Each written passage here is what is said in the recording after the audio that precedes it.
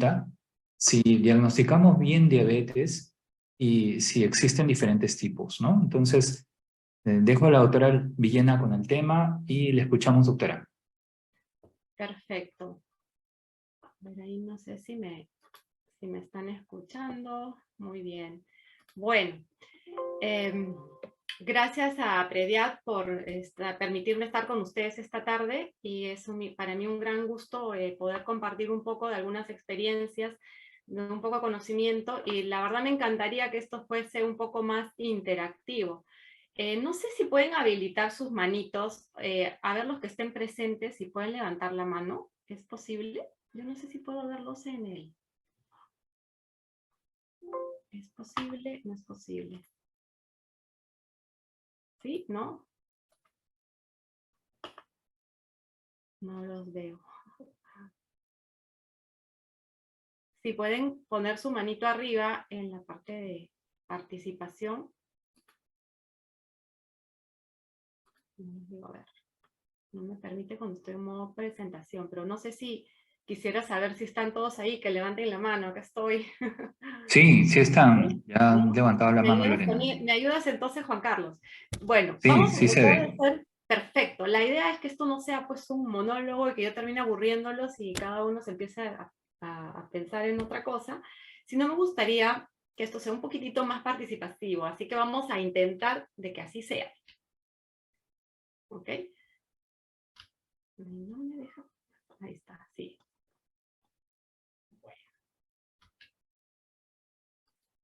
Listo, entonces vamos a presentar, hoy día vamos a hablar un poco de si estamos diagnosticando en forma adecuada la diabetes y qué tipos de diabetes tenemos, conocemos, y de la manera de cómo abordamos siempre a estas personas que muchas veces vienen o son derivadas o tenemos la duda de que realmente puede ser que estemos frente a un caso de diabetes.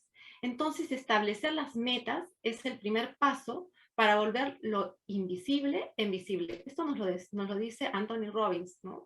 Súper interesante esta frase, porque nos va a llevar un poco a poder integrar a ese paciente que de pronto lo podemos estar viendo, nos lo han derivado, o es la primera vez que lo tenemos enfrente, y de pronto ese paciente pues viene con una glucosa elevada, o viene con síntomas, o viene asintomático y de pronto una glucosa elevada. Entonces nosotros como médicos o como educadores debemos tener la posibilidad de poder llegar a hacer un buen diagnóstico. Esto va a ayudar no solamente a un buen tratamiento, sino que no necesariamente un paciente que de pronto debutó con una glucosa alta, vamos a poder encasillarlo y decir, bueno, si es un diabético tipo 1 y lo voy a toda su vida para darle insulina, y realmente de repente es otro tipo de diabetes y podemos darle otro abordaje.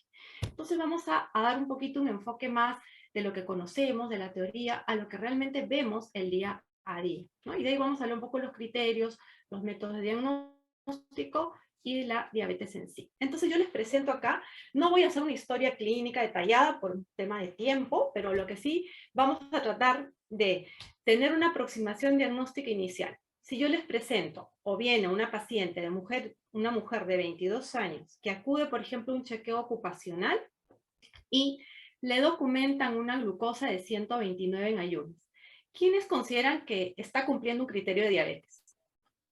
No sé si lo puedo llegar a ver, pero levantar la manito.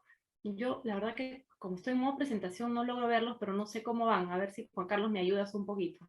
No los puedo ver. Sí, por supuesto. Vamos a ver quién es. Hay manitos, no es para tomar examen ni nada. Lo único que quiero es que tengamos una idea.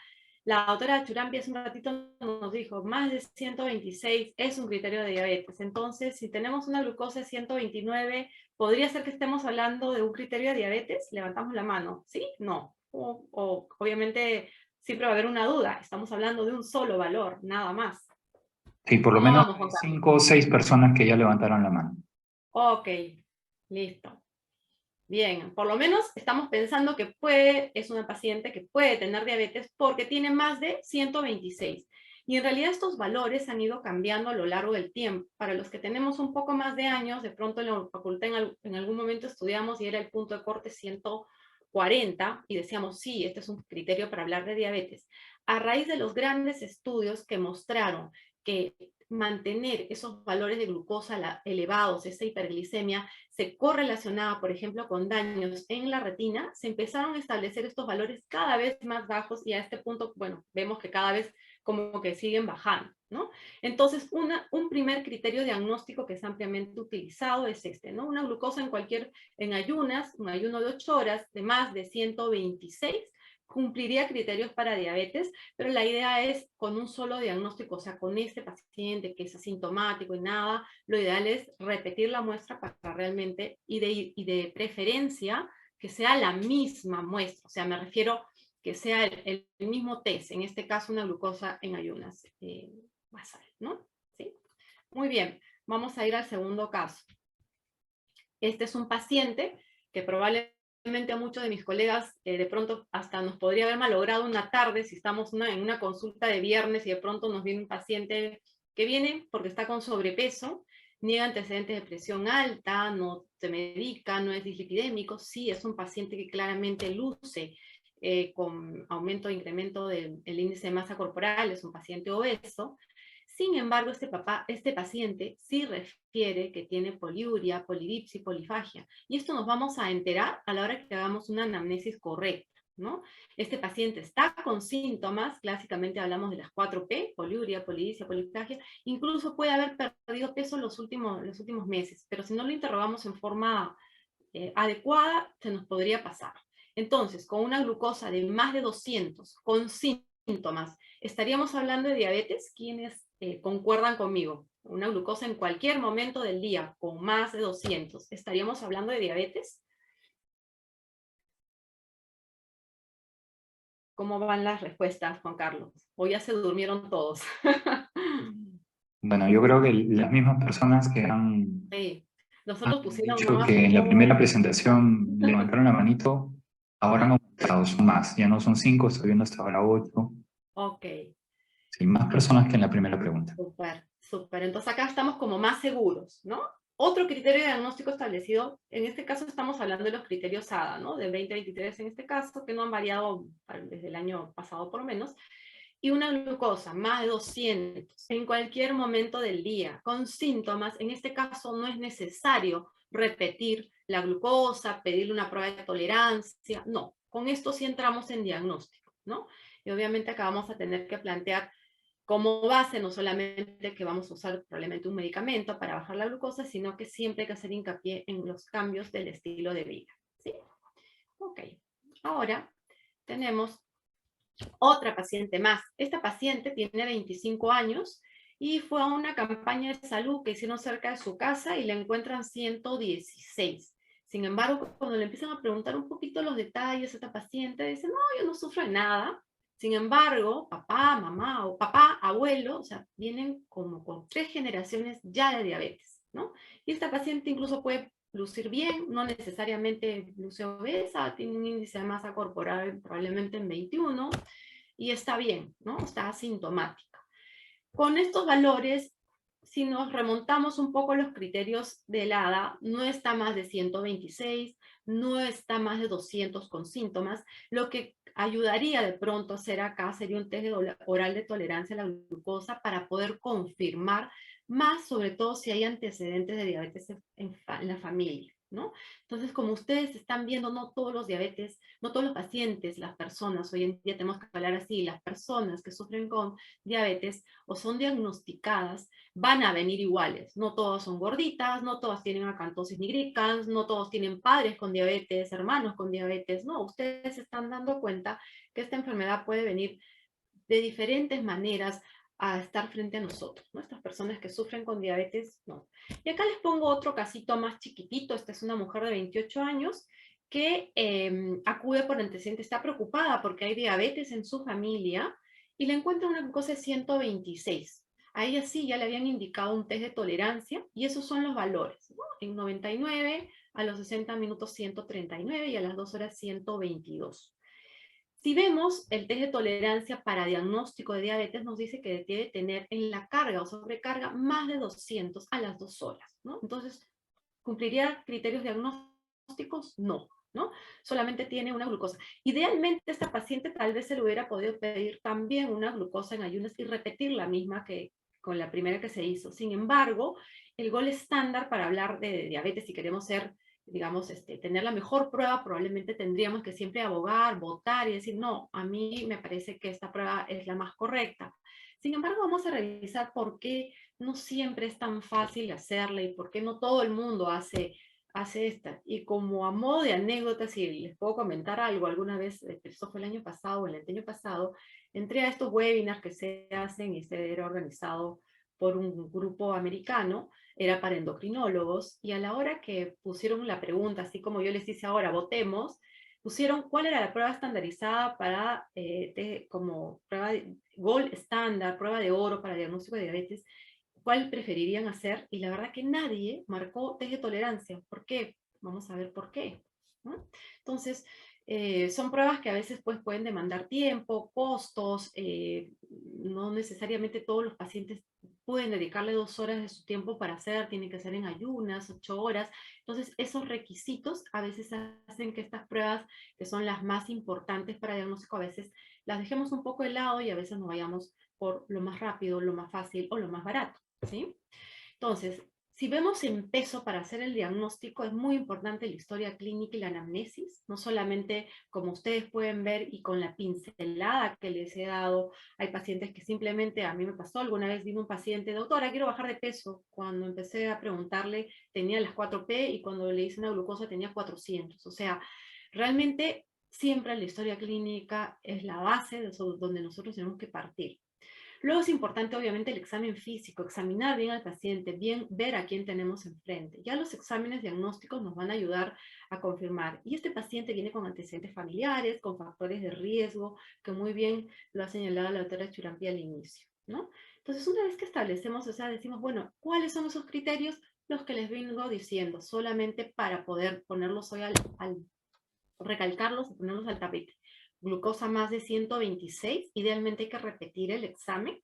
Síntomas de glucosa, o sea, síntomas de hiperglicemia, las P, 4P, poliuria, polidipsia, polifagia y muchas veces pérdida de peso, más de 200 de glucosa en cualquier momento del día, esto se llama una glucosa random, sí no es necesario repetirlo, o una prueba oral de tolerancia a la glucosa 2 horas después de haber ingerido una carga. Entonces, podríamos decir, pero ¿por qué tantas pruebas? ¿Cuál es mejor? ¿Cuál es peor? ¿Cuál me conviene a mí? ¿Cuál le conviene al paciente? En realidad, para eso están bastante bien estudiadas. Incluso hay tantos estudios de variabilidad, por ejemplo, entre diferentes glucómetros, porque no es lo mismo la glucosa capilar que la glucosa plasmática. Generalmente la glucosa capilar puede llegar a tener un 10 a 15%, un poquito menos que la glucosa que dosamos en plasma. Entonces, esto puede generar a veces no solo discrepancias o confusión para el paciente, sino también a veces para nosotros.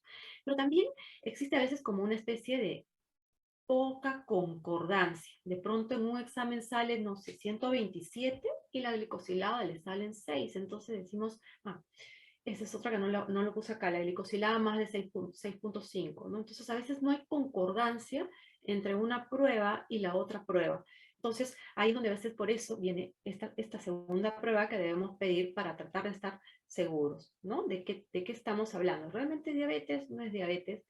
Porque esto definitivamente nos va a ayudar a poder manejar mejor a nuestros pacientes, ¿no?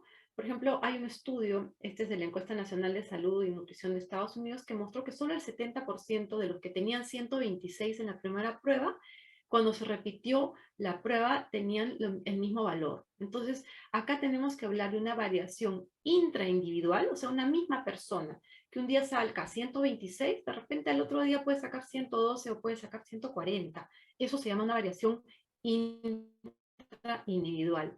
Pero también hay una variación interindividual, o sea, entre las personas no necesariamente tenemos los mismos valores y esto se correlaciona muchas veces con las muestras que vayamos a utilizar para el diagnóstico, ¿no? Entonces, la glucosa plasmática en ayunas es una glucosa de fácil toma, es económico, tomas una muestra, no necesita mucho mayor preparación, si una glucosa, o sea, la desventaja de que 8 horas de ayuno, ¿no? Pero sí esta glucosa puede tener una desventaja que es influenciada, por ejemplo, si el paciente está con COVID, obviamente no le vamos a pedir, si está con un resfrío, si está tomando alguna medicación.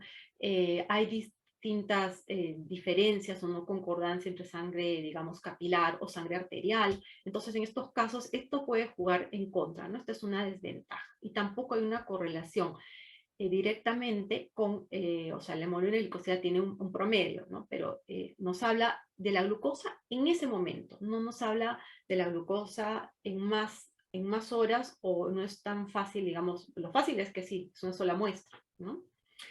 La tolerancia a la glucosa, podríamos decir que es una prueba, es bastante sensible, es bastante específica, es un marcador temprano de los valores de la homeostasis de la glucosa, o sea, no necesariamente lo primero que se va a alterar es la glucosa en ayunas, sino probablemente a la hora o a las 2 horas. Entonces, cuando pedimos una glucosa en ayunas, estamos viendo como la punta del iceberg, y con una tolerancia podemos tener la dimensión de todo el iceberg, ¿no? Entonces podemos saber cómo está después de la hora o las 2 horas, y de pronto ahí podemos tener una idea de cómo está funcionando esa reserva de células pancreáticas, esa producción de insulina para poder bajar o controlar a la glucosa, ¿ya? La desventaja es que es costoso, ¿no? Es poco agradable, personas que les da incluso náuseas, no terminan la prueba, requiere preparación, y también esta muestra muchas veces no es muy estable, al igual que las mismas limitaciones de la glucosa. La primera de ayunas no es muy estable a veces en ayunas, ¿no? Y el paciente tiene que estar en ayuno por lo menos de 8 horas. Esta prueba, como lo dijo, no voy a detenerme mucho acá, está estandarizada, 75 gramos de glucosa anhidra, se la da en una toma máximo de más o menos 250 300 cc, que debe ser tomada en 5 minutos, no más tiempo, ¿no? Entonces, esta prueba, la de tolerancia a la glucosa, es la más específica, la más sensible. Después tenemos una de las pruebas que hace, digamos, es una de las que casi último se ha adoptado como criterio de diagnóstico. No todos los países la utilizan, porque esta sí requiere mucha estandarización, mucho control, porque hay mucha variabilidad, ¿no? Entonces, me refiero más que nada a la forma o al mecanismo o a la prueba, a cómo se toma la hemoglobina glicosilada. Sí, esta glicosilada también va a tener ventajas, porque no es necesario que esté en ayunas, se puede tomar en cualquier momento del día. Es una prueba que nos ayuda, digamos, a evaluar no solamente si hacemos diagnóstico o no, sino que también nos ayuda a controlar a los pacientes y saber cómo está ese paciente, porque nos habla de la glucosa que se pegó al glóbulo rojo. Por lo menos esto tiene una vida media de 120 días, entonces nos da una idea de hace 120 días cómo vienen los valores de glucosa en ese paciente, y se da una correlación con un promedio de azúcar, ¿no? Entonces, la dificultad acá es que sí tiene que ser más o menos un paciente estable. Si es un paciente con falla renal, un paciente con anemia, por ejemplo, en gestación no ayuda mucho, porque suele haber una anemia dilucional. Si es un paciente que está con algún tratamiento especial, condiciones especiales, realmente esto puede jugar en contra, porque puede haber a veces valores o más altos o menos, y no necesariamente reflejar la realidad del control de glucosa en ese paciente. Y la otra cosa que también es costosa, ¿no? No es tan barata como una glucosa, ¿no? Entonces, si tenemos que hacer, digamos, como un resumen, acá está todo, pero simplemente yo me voy a abocar. ¿Cuál es la más sensible? ¿Cuál es la más específica? Es la prueba oral de tolerancia a la glucosa, ¿no? Entonces, esa sería como la prueba ideal. Pero bueno, las otras pruebas son válidas. La idea es que si tenemos una duda, repetir de preferencia el mismo test, o sea, glucosa en ayunas, repetir la glucosa en ayunas, o también podemos tener una glucosa, una hemoglobina glicosilada, y con 2 test podemos hacer o lograr el diagnóstico. No sé cómo estoy en tiempo, todavía hay un poquito de tiempo. Ok. Sí, Bueno, estás si con no se han tiempo, dormido, Lorena, no te preocupes. ok. Si no nos hemos dormido, vamos a hablar un poquito ahora de tipos de diabetes. Y acá mis colegas no me van a dejar mentir, porque muchas veces nos deja pensando, a veces un paciente diabético, sobre todo con un paciente de 30 años que de pronto debutó con diabetes y es delgado, y decimos, bueno, no tiene acantosis, ¿qué más tiene este paciente? Sí, puede ser diabético, pero lo ideal es ponerle nombre y apellido a este tipo de diabetes. ¿Por qué? Porque el tratamiento va a ser probablemente muy diferente a un paciente que catapultamos y decimos diabético tipo 1 y le empezamos a dar insulina toda su vida. No es por despreciar, porque la insulina obviamente es una de las armas terapéuticas más importantes que tenemos. Cuando queremos repasar un poquito qué tipos de diabetes tenemos, clásicamente la literatura nos menciona esta, ¿no? La diabetes tipo 1, La diabetes tipo 2, generalmente tipo 1, es más la diabetes del joven, ¿no? La diabetes tipo 2 es más del paciente adulto, 30, 35 años, un poco más grande. Otros tipos de diabetes, y acá viene todo lo que, digamos, son en menor proporción. Si yo hago un diagrama, digamos, y digo cuánta gente, cuántos pacientes que tienen diabetes probablemente tengan tipo 2, estamos hablando casi más del 95%. Y en el otro grupito, en ese pequeño 5%, va a entrar todos los otros tipos muchas veces de diabetes. Incluso en nuestro país probablemente haya un subregistro y tengamos, pues, no es que probablemente hay un subregistro y probablemente hablamos de diabetes tipo 1 en menos del 1% de la población, o sea, como que muy poquitas personas son diagnosticadas con diabetes tipo 1.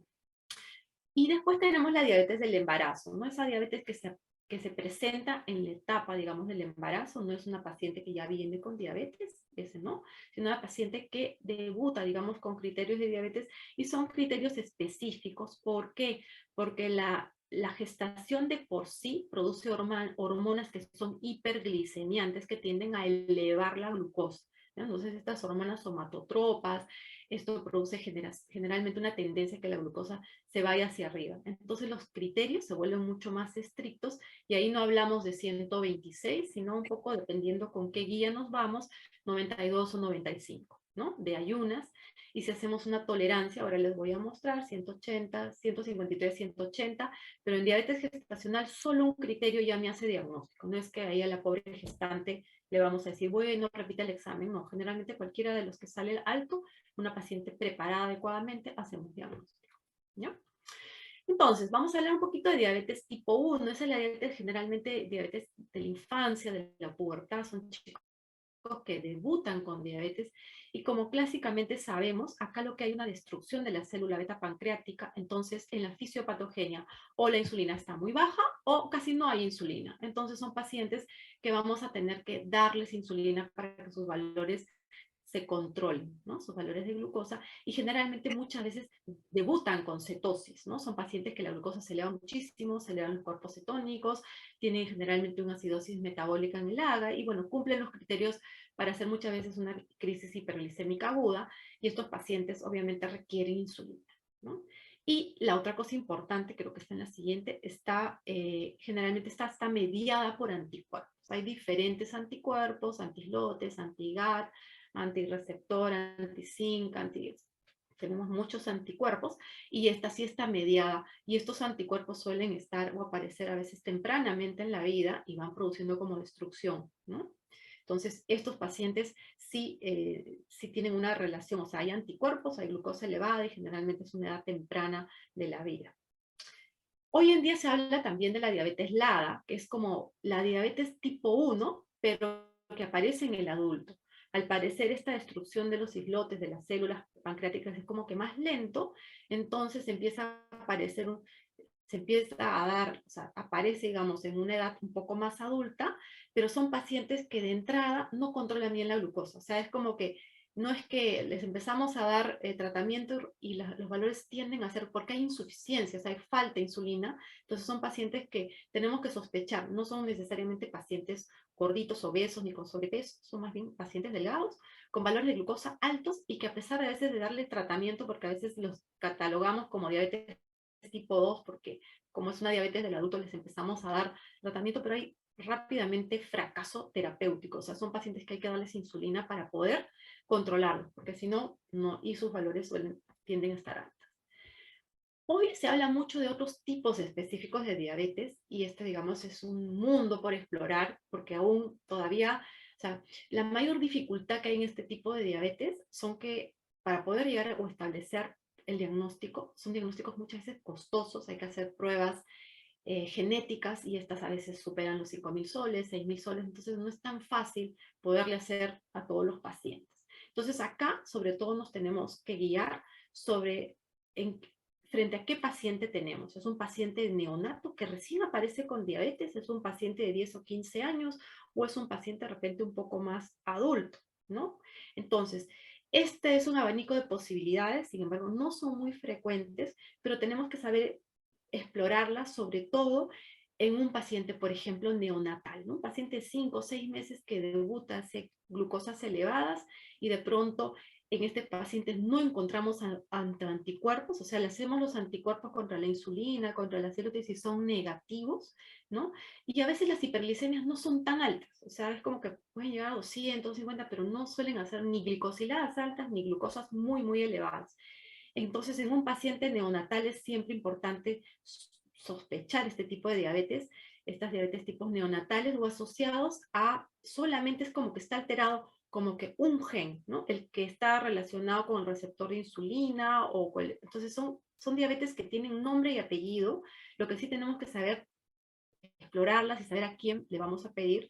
Y también puede ser ese tipo de diabetes, las que entran en este grupo, las que son por causas exocrinas, o sea, digamos, pancreatitis, por otras causas, son pacientes que están con tratamiento con corticoides, pacientes HIV, con VIH, que en este caso reciben, por ejemplo, inhibidores de proteasa. Los inhibidores de proteasa alteran mucho el citocromo P450, alteran de una manera u otra, o sea, generan muchas alteraciones metabólicas, dislipidemia, aumentan los lípidos, aumentan la glucosa, es como que crean un ambiente o favorable para que sea un perfil más metabólico elevado, y estos pacientes también pueden entrar acá, ¿ya? No voy a ahondar tanto en esto, pero sí sobre todo debemos sospechar en diabetes neonatal muy chiquititos, o pacientes que no encajan en ninguno de los casos, ¿no? O sea, tampoco encajan para diabetes tipo 1 porque no tienen autoanticuerpos, ¿no? ¿Qué otra cosa más? En la diabetes tipo 1 no necesariamente, o sea, no es tan familiar, en cambio en las diabetes monogénicas sí, generalmente hay un antecedente familiar, o sea, mamá o abuela, o sea, son 3 generaciones con diabetes, pueden debutar cerca de los 25 años, estos no necesariamente llegan con déficit de insulina, ¿no? No requieren insulina para el tratamiento, tienen marcadores negativos de inmunidad, y acá hay que hacer estudios genéticos. Esto ya lo derivamos más al especialista, pero es importante que lo tengamos en cuenta, porque muy probablemente se nos pasa muchas veces y no ahondamos, ¿no? No andamos en el diagnóstico, ¿ok? Estos son menos del 5%, acá no voy a parar más. Y en el tipo de diabetes gestacional, les había mencionado hace un ratito, son pacientes generalmente que tienen factores de riesgo, son pacientes que vienen ya con sobrepeso, vienen con obesidad, antecedentes de síndrome de ovario poliquístico, pacientes que pueden tener antecedentes familiares de diabetes, ¿no? Y acá la gran diferencial es que hay que hacer el test de tolerancia entre las 24, 28 semanas, o si es un paciente que de entrada tiene todos los factores de riesgo. Si yo tengo una gestante de 10 semanas o 15 semanas de embarazo, no vamos a esperar que tenga 24 o 28 para hacerle el test, porque ya viene con factores de riesgo y es necesario que empecemos a manejarlo. Lo bueno acá es que muchas veces, o sea, si bien la prevalencia puede ser entre un 5 a 15%, lo bueno es que muchas veces solamente con cambios en la dieta, y acá no nos van a dejar mentir los nutricionistas que estén participando, van súper bien si están bien ordenados con la dieta, ¿no? Entonces, hablamos de criterios más de 92 en ayunas, a la hora hasta 180 y luego de las 2 horas 153. Estos basta que solo haga uno, por ejemplo, una glucosa de 190 a la hora, ya es un criterio para hablar de diabetes. Creo que de diabetes tipo 2 vamos a hablar toda la tarde, entonces acá tampoco me voy a detener mucho, pero cuando pensemos en un paciente, una persona con diabetes tipo 2, este paciente viene con mochila. Es un paciente que tenemos que examinarle el cuello, tenemos que ver si hay acrocordones, si hay acantosis nigricans, tenemos que medirle la cintura, si hay obesidad abdominal, tenemos que ver si es sedentario, tenemos que ver si tiene otros factores de riesgo, si tiene dislipidemia, hipertensión. Esa es la clásica diabetes tipo 2, pero ojo, hoy en día con los índices que van en aumento de sobrepeso y obesidad infantil, se está viendo también diabetes tipo 2 en niños, ¿no? Este es un tipo de diabetes que generalmente puede haber un antecedente familiar, pero es mucho más poligénico. No es como la MODY, que le hago los exámenes genéticos y me va a salir algún factor genético alterado, alguna cromosopatía, también los síndromes de Down también pueden tener diabetes. O sea, la idea acá, cuando hablamos de diabetes tipo 2, que es la más frecuente, es poder buscar si hay algún diferencial que no me haga match con lo que yo estoy buscando, ¿no? Entonces, es como que es más fácil de diagnosticar porque es lo más frecuente. Y solamente para recapitular, ¿no? Una hiperglicemia, si tiene más de 126, les repito el examen, hago diagnóstico. Si quiero estar más seguro, idealmente una prueba oral de tolerancia. Y la glicosilada, estar seguro que se haga en un lugar de referencia que tenga, digamos, que esté estandarizado y que tengamos la seguridad de que está, realmente ese examen se ha hecho bien, ¿ok?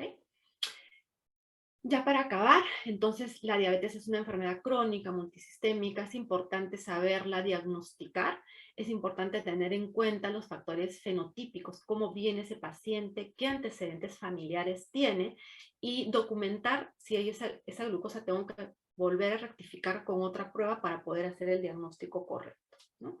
El gold estándar es hacer una prueba oral de tolerancia a la glucosa y obviamente si hacemos manejo adecuado y detección adecuada, también podremos dar un abordaje o un tratamiento adecuado. Muy bien, no sé si me pasó unos minutos, me parece. No sé No, si todo alguien... perfecto, Lorena.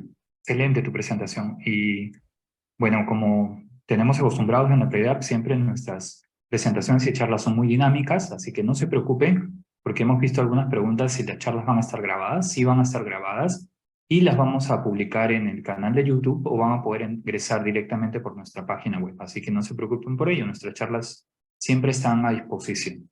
Algunas cosas interesantes que mencionaste, el título parecía relativamente sencillo, pero cuando uno analiza la pregunta se da cuenta pues que el diagnóstico de diabetes y evaluar tipos de diabetes no resulta tan fácil. A veces es un poco complejo y nos damos con muchas sorpresas.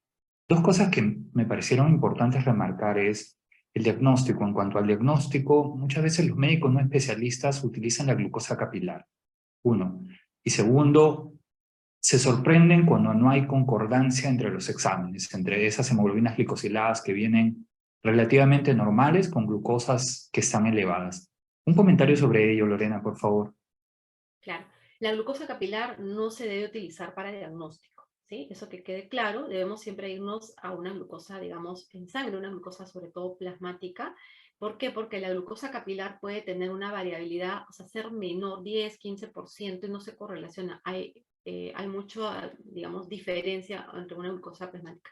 Ahora, la otra cosa es que también la forma como se hace los reactivos químicos que se usan para una prueba y otras son distintas. Por eso es que hay diferencia, ¿no? Una prueba es una glucosa oxidasa, una reacción enzimática, y esto puede estar bien estandarizado, a diferencia de, e incluso en los glucómetros hay una variabilidad grandísima, o sea, y la sensibilidad y la especificidad no va a ser la más adecuada para los glucómetros. O sea, yo a raíz de esta presentación dije, vamos a estudiar un poquito qué pasa con los glucómetros y realmente los glucómetros, por eso, o sea, hay demasiada variabilidad, no voy a dar marcas ni nada acá porque esto no debe ser, pero sí hay mucha diferencia. Entonces, por eso, precisamente porque hay tanta variación, debemos irnos a lo más seguro. En este caso, es hacer una glucosa plasmática. ¿Y puede variar tanto esa concordancia que hay cuando se dosa una hemoglobina glicosilada y se compara con los valores de glucosa?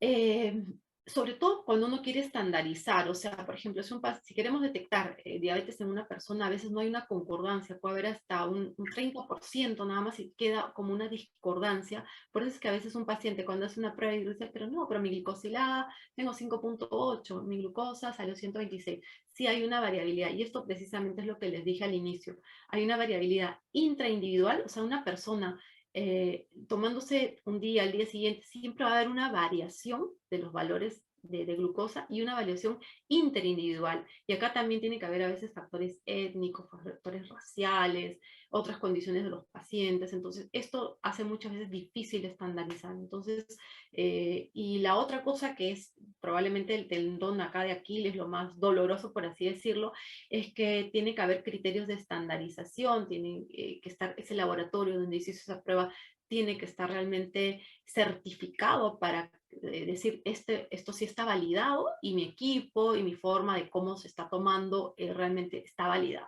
Entonces, si no tiene esa certificación, va a haber mucha variación y por eso es que a veces vemos tanta diferencia. Y la otra cosa importante es que la glicosilada, obviamente, pues si es un paciente con anemia, si es un paciente con, no sé, que está embarazada, si es un paciente que está con diálisis, si es un paciente que está con otros tratamientos, corticoides, va a haber mucha, por eso puede haber mucha variación, ¿no? O sea, sí, eso condiciona a veces que la vida media de los glóbulos rojos sea diferente y esto nos va a dar o sobrevalores o infravalores, ¿no? O que tenga una hemoglobinopatía, una talasemia, por ejemplo, ¿no? Correcto. Otro punto importante que mencionaste fue el antecedente familiar. Ujú. Le preocupa a los pacientes y nosotros como médicos o personal de salud debemos saber orientar. ¿Cuál es la importancia que tiene un antecedente familiar de diabetes? ¿Significa que a ciencia cierta una persona con un antecedente familiar va a tener diabetes? ¿Qué importancia tiene el que sea un familiar en primero, segundo o tercer grado? Cuando tenemos familiares con diabetes, obviamente siempre vamos a tener alguna, probablemente si somos hijos de padre o madre diabético, vamos a tener mayor riesgo. Y acá es importante señalar sobre todo eh, qué tipo de paciente tenemos al frente, ¿no? O sea, no es lo mismo, o sea, tener, por ejemplo, 3 generaciones de diabetes y probablemente ahí tendríamos que averiguar más la parte genética porque podría ser que solamente sea una diabetes monogénica que está haciendo con una dominancia, o sea, que se está transmitiendo en forma dominante y ahí probablemente sí va a haber mucho más chance si yo tengo un papá y un abuelo diabético que yo tenga ese tipo de diabetes. Cuando hablamos de diabetes tipo 2, que es el gran, grueso, acá va a aumentar. Sí, sí, que si tengo un padre con diabetes podría tener un 25% más de riesgo, pero si papá y mamá son diabéticos, un 50%. Pero obviamente, como ustedes han visto, los factores de riesgo juegan un rol súper importante. Entonces, yo puedo tener papá y mamá diabético, pero de repente esos genes poligénicos no se me van a expresar si yo hago dieta, si hago ejercicio, si me cuido. Entonces, ahí ese factor es muy importante, ¿no? Y la La diabetes tipo recomendación. 1, por ejemplo, la diabetes tipo 1 no puedo tener ningún ni papá, ni mamá, ni nadie con diabetes y aparece justo una diabetes tipo 1, ¿no? O sea, es autoinmune. Entonces, no necesariamente ahí vamos a tener mayor riesgo. Es realmente dependiendo de, ¿no? De qué es lo que queremos saber o Y buscar. ahí va el otro comentario que quería que nos amplíes un poquito más. Mencionaste en los tipos de diabetes, evidentemente el 95% estamos hablando de la diabetes tipo 2, pero en el control, en la consulta, en la evaluación del médico, del profesional de salud, ¿qué lo haría sospechar de que no es una diabetes tipo 2? Mencionaste que es algo muy importante eh, mm, para poder indicar el tratamiento, ponerle sentido o poder individualizar el tipo de diabetes. ¿Qué nos haría sospechar de que no es una diabetes tipo 2? Esto en realidad es una miscelánea, porque podemos tener un paciente, digamos, de 12 años que debuta con diabetes y es un paciente que tiene acantosis, es gordito, y ese paciente probablemente va a tener más una diabetes tipo 2, ¿ya? Entonces, la respuesta acá va a depender. Es súper importante la edad del paciente, el fenotipo del paciente, es un paciente delgado, es un paciente grueso, los antecedentes familiares y los factores de riesgo. Entonces, si yo tengo todo este abanico, voy a poder decir, bueno, este paciente probablemente no sea un diabético tipo 2, ¿no? Por ejemplo, si yo tengo un paciente tipo 2 que no es obeso, no tiene, o sea, el primer diagnóstico fue por consultorio, tenía, no sé, 180 de diabetes, le diagnostican diabetes.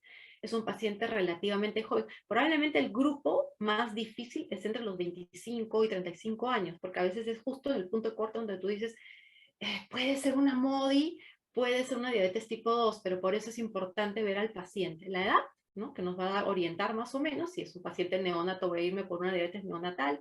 Si es un paciente que debuta a los 18 o 20 años con glucosas no muy elevadas, con glicosiladas no muy altas y de pronto que no requiere mucha insulina, probablemente va a ser un MODI. Si yo tengo un paciente adulto, de pronto que lo diagnostico como diabetes tipo 2 porque tiene 40 años, pero cuando veo no tiene acantosis, no tiene sobrepeso, no tiene ningún otro factor de riesgo, ese paciente probablemente podría ser un tipo LADA, ¿no? Una diabetes tipo y medio, o sea, ese paciente diabético que de repente comenzó la destrucción de células betas tempranamente, pero recién la falta de insulina o insuficiencia se va a mostrar cuando el paciente ya es adulto. Entonces, realmente guiémonos mucho por eso, por la edad, por el fenotipo del paciente, si es delgado, si es grueso, si tiene acantosis nigricans, y veamos un poco factores de riesgo y historia familiar. ¿Hay diabetes en la familia? ¿No hay diabetes en la familia? ¿Es una, dos o tres generaciones? ¿No? Y ahí vamos a poder encaminar un poquito o enrutar, porque no se trata tampoco de pedir exámenes genéticos ahora, yo escuché que la charla y todo, con pruebas genéticas, ¿no? O sea, hay que saberlas orientar. Muchas gracias, Lorena. Excelente tu presentación, como siempre. La doctora Lorena Villena nos ha ampliado un poco más el conocimiento en este tema y esperamos siempre que participes con nosotros. Te damos las gracias y pasamos a la siguiente presentación. Gracias a ustedes.